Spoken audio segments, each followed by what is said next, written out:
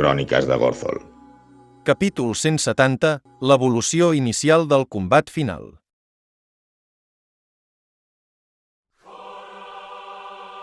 S'han aixecat moltes partícules de pols a la cova.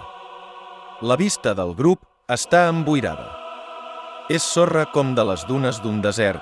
Ens recorda a Carcosa, allà on Alistair va invocar inconscientment el seu germà. Entre la polseguera veiem un fulgor vermell i percebim que la temperatura augmenta.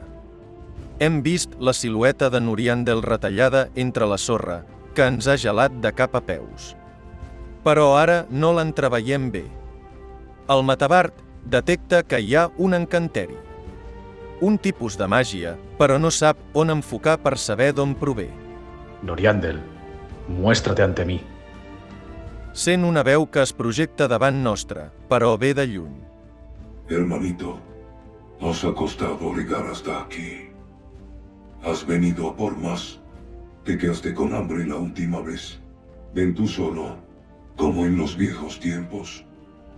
El grup vol enganyar el rei dels golems, anant tot el grup invisible gràcies a la màgia i a Isenjorn amagat a la llàntia.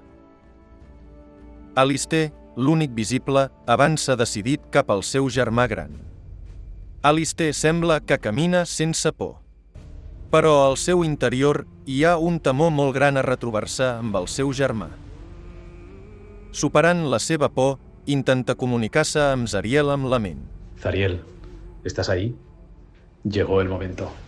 ¿Puedes ayudarme? En el seu cap escolta la veu de l'arxiduquesa de l'Avern. ¿Qué me ofreces? Tiro tu alma por mi ayuda.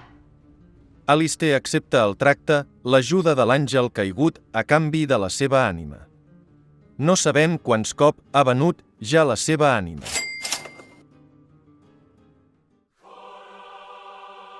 Tots avancem amb por cap al rei dels golems. Només Alistair està visible. La tempesta obre un camí davant del Matabard i després es tanca darrere seu. Tots intentem anar darrere d'ell. La calor és extrema i hi ha un pont que creua un riu de lava. I al final del pont Noriandel. El grup segueix a Alistair com pot, però Bretac perd la orientació. Gorzol veu que al riu de lava hi ha illes d'una pedra primigènia. En una, veiem a Jubirac en una presó i li falta un ull. El Matabard es dirigeix cap al seu germà decidit. Te había dicho solo, hermano. Te quería matar a Jubirac. Ya no me sirve para nada. Entonces, aquí es donde termina todo. Solo uno de los dos puede llegar al final. Alistair s'insinua al seu germà, com feia de jove, per tal de sorprendre'l i atacar primer. Noriandel, ¿no crees que podemos arreglar esto de otra manera? Recuerdo bien lo que te gustaba, hermano. ¿Estás seguro? Creo que podríamos hacerlo fácil, rápido y nos vamos para casa. ¿Tú qué crees?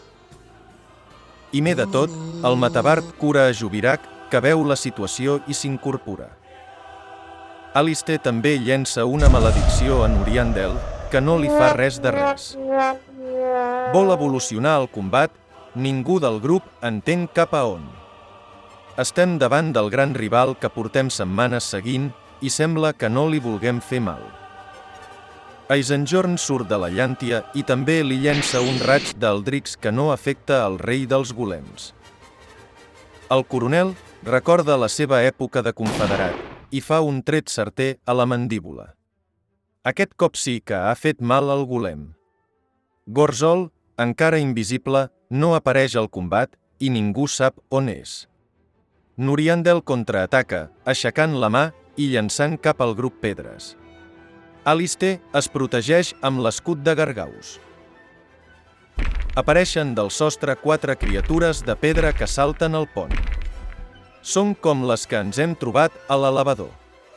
Gorzol sent una veu que l'obliga a tirar-se a la lava.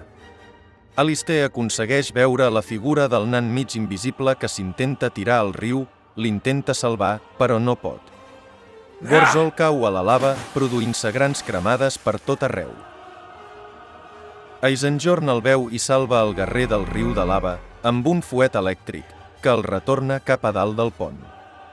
Acabem primer picant les pedres dels golems fins fer-los pols. Nuriandel segueix divertint-se amb la tempesta de roques. Cauen 2 golems més. La navalleta suïssa d'Alistair veu com el combat ja ha evolucionat prou i amb un encanteri fins ara mai vist, modifica la gravetat de la zona on està Nuriandel. El rei de pedra cau cap al sostre. Mentre això passa, Jubirac invoca un vent per moure la lava del riu que cau cap a dalt sobre del rei dels golems. Però el germà de pedra surt de la lava rient amb la gravetat encara invertida. Alistair no havia calculat la seva immunitat a les altes temperatures. De sobte, Nuriandel es teleporta darrere del coronel, que l'ataca brutalment amb la seva massa. El cop que li dona és molt poderós i el doctor cau debilitat. Cauen 2 golems més. Sembla que el combat no evoluciona a favor del grup.